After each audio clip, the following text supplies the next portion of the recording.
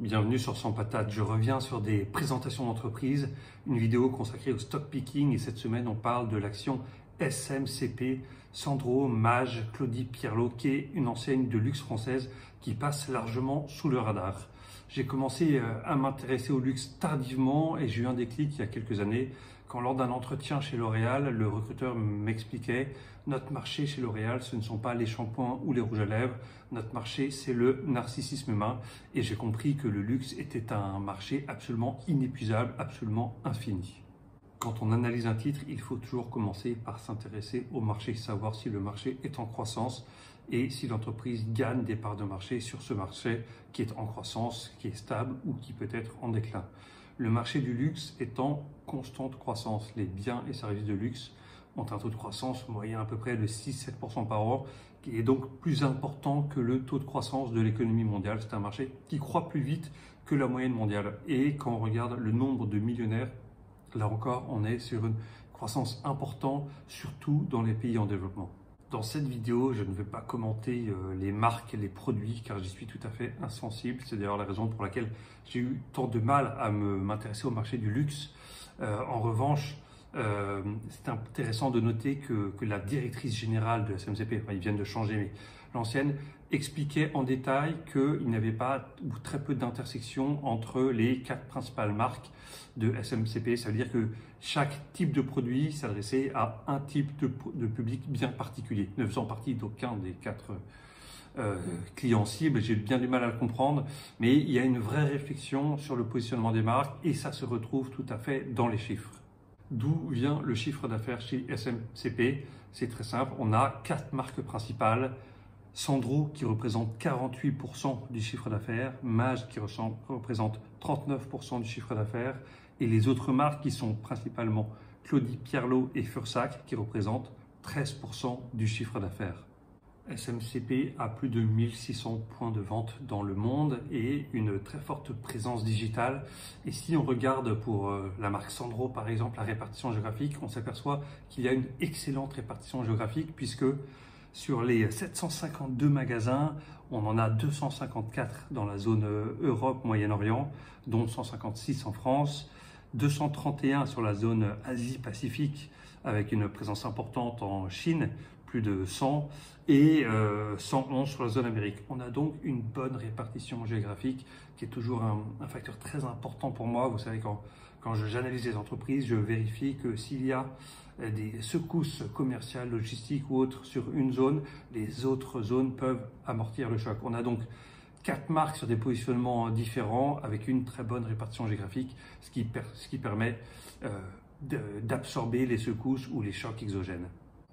Avant de regarder le cours boursier de SMCP et d'analyser les états financiers, quelques mots sur la situation actionnariale qui n'est pas stable chez SMCP, car un des actionnaires importants, European Top Soho, qui est une entreprise luxembourgeoise filiale d'un groupe chinois, était en cessation en défaut de paiement sur un emprunt obligataire à hauteur de 250 millions d'euros et a dû transférer ses titres dans SMCP à un autre actionnaire qui pour l'instant est inconnu.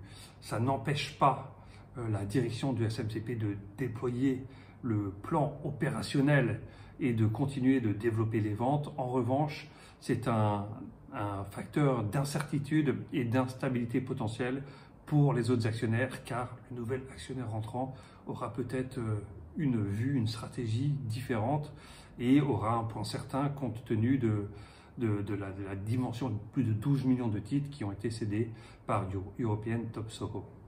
Ce n'est pas un sujet très récent, c'est néanmoins un facteur d'incertitude et quand on analyse le cours depuis l'IPO en 2019, on est sur un repli de près de 60%. Donc SMCP n'a pas été un bon investissement pour les personnes qui sont entrées initialement. En revanche, on a un rebond important depuis le début de l'année. Le titre gagne plus de 40%. L'entreprise vaut un peu moins de 600 millions à date avec un titre qui s'échange aux alentours des 7-8 euros et qui est dans un canal haussier et relativement stable depuis quelques mois. Pour savoir si le titre est cher, il faut toujours se référer aux états financiers, au compte de résultat, au compte de cash flow et au bilan. Je vous propose de commencer par le compte de résultat qu'on peut trouver dans la publication financière fin 2022. On voit que SMPC a un chiffre d'affaires qui se tient bien, 1,2 milliard contre 1 milliard fin 2021, donc un chiffre d'affaires en croissance de près de 20% sur un an.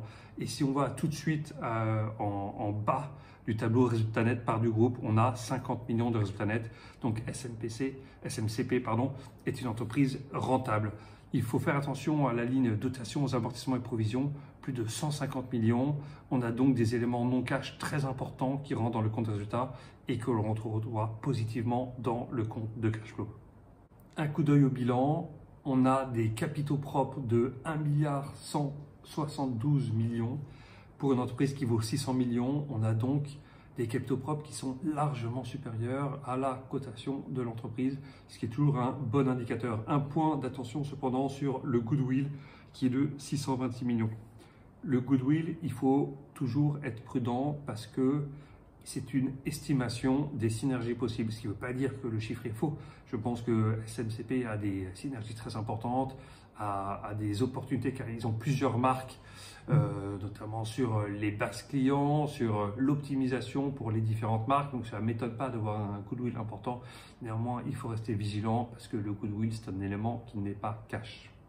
Regardons plus en détail les tendances sur les principaux indicateurs financiers. Premièrement, le chiffre d'affaires. On a vu dans le compte de résultat que SMCP avait un chiffre d'affaires de 1,2 milliard pour l'année 2022, en croissance de 35% par rapport à 2018. On avait déjà passé la barre des 1 milliard en 2021. On a donc un chiffre d'affaires qui est très stable, pas beaucoup de volatilité et orienté à la hausse. Le chiffre d'affaires dépend vraiment du marché du luxe qui est lui-même porté par le développement des classes aisées ou très aisées, essentiellement dans les pays en développement et aux États-Unis où quand même le PIB par habitat et l'enrichissement croît de façon très importante. Donc on a une entreprise qui est bien placée avec des marques bien pensées sur un marché en croissance. Donc c'est un indicateur qui est tout à fait rassurant. On a un cash flow opérationnel qui est stabilisé autour des 200 millions depuis 3-4 ans. Donc la croissance du chiffre d'affaires ne se reflète pas réellement dans le cash flow opérationnel. Et 200 millions pour un chiffre d'affaires de 1,2 milliard, ça fait un taux de marge de 16%. On est donc sur des taux de marge qui sont bien moindres que les grandes marques du luxe que sont Hermès, Gucci, Vuitton et j'en passe. On n'est pas exactement sur le même positionnement. Je ne suis pas expert, mais bon, ça me paraît assez clair. SMCP, c'est plus des pièces de mode abordables pour classe moyenne que le très haut de gamme, les robes de haute couturier en dizaines de milliers d'euros. Donc SMCP, c'est plus de l'effet volume réellement que de l'effet marge comme on peut avoir dans la haute couture. Néanmoins, 16%, c'est un taux de marge qui est tout à fait raisonnable et qui permet de générer des montants cash suffisamment importants pour avoir un retour à l'actionnaire important. Mon indicateur de référence, le Price to Operating Cash Flow, je n'utilise jamais le Price to Earning parce qu'il y a les éléments non cash que sont les amortissements provisions qui sont très facilement manipulables et SMCP est un bon exemple. On a 200 millions de cash flow personnel contre 50 millions de chiffre d'affaires, de résultats personnels nets avec un bilan solide et la tendance est vraiment à l'amélioration puisqu'on est passé d'un price operating cash flow de 13 en 2018 à 2,6 fin 2022, c'est-à-dire que l'entreprise est peu chère, la capitalisation de l'entreprise est très peu chère par rapport à la génération de cash, ce qui me permet de penser qu'on est sur des très bons points d'entrée puisque la génération de cash est très stable. Donc l'entreprise, moi je la trouve relativement peu valorisée à partir du moment où le bilan est solide, on n'a pas trop d'endettement, la tendance commerciale qu'on voit dans le chiffre d'affaires est orientée à la hausse, les marques sont fortes, c'est-à-dire qu'on a une grosse barrière à l'entrée sur ce marché avec la notoriété des marques et qu'on a une entreprise qui se paye 2,5 fois la génération de cash flow personnel. C'est quand même un business où il y a assez peu de volatilité d'une année sur l'autre, à la fois sur le cash flow au personnel et sur le chiffre d'affaires. On est pour moi à un très bon point d'entrée sur cette entreprise. On a un ratio dette long terme sur cash flow personnel de 2,8. La tendance est encore une fois à l'amélioration. Au-dessus de 5, pour moi, c'est une ligne rouge. Pour rappel, une entreprise qui est très endettée, la génération de cash ne pourra pas bénéficier aux actionnaires car elle servira essentiellement au remboursement de la dette. Après, il ne faut pas être dogmatique. Une dette à un taux bas pour financer des projets très rentables est une très bonne chose. Mais d'une façon générale, il faut se méfier des entreprises trop endettées car les retours aux actionnaires s'en retrouvent largement amoindris. Et enfin, comme on l'a vu sur le bilan, on a un shareholder equity de 1,2 milliard pour une capitalisation de 600 millions, avec un point d'attention sur le goodwill qui est de 600 millions également. Mais bon, les indicateurs bilanciels semblent tout à fait raisonnables et la situation financière semble saine. Ma conclusion sur la SMCP, c'est que c'est une entreprise de la mode, du luxe, qui passe largement sous le radar, qui est loin d'être aussi connue que les géants français que sont Hermès, Vuitton ou Kering, et qui pourtant possède des marques très fortes, très bien pensées, si j'ai bien compris ce que disent les analystes ou les connaisseurs, dont je ne fais pas partie, dans le monde de la mode, et qui a une stabilité financière avec des chiffres orientés à la hausse, qui devrait quand même intéresser beaucoup d'investisseurs. Le titre a dévissé de 60% par rapport à son introduction. Alors, à mon avis, c'était un peu cher à l'époque. Aujourd'hui, je pense que compte tenu de la stabilité du cash, de la force des marques, de la répartition géographique avec une très bonne diversité d'implantation et du marché du luxe qui est structurellement orienté à la hausse, je peux vous renvoyer aux vidéos de Didier Darcet qui en parle très bien. Je pense que SMCP est une entreprise très intéressante. Il faut être patient parce que la situation actionnariale n'est pas stabilisée. C'est un facteur d'incertitude et les marchés n'aiment pas du tout l'incertitude. Je pense que c'est un pari qui est assez peu risqué pour quiconque est patient.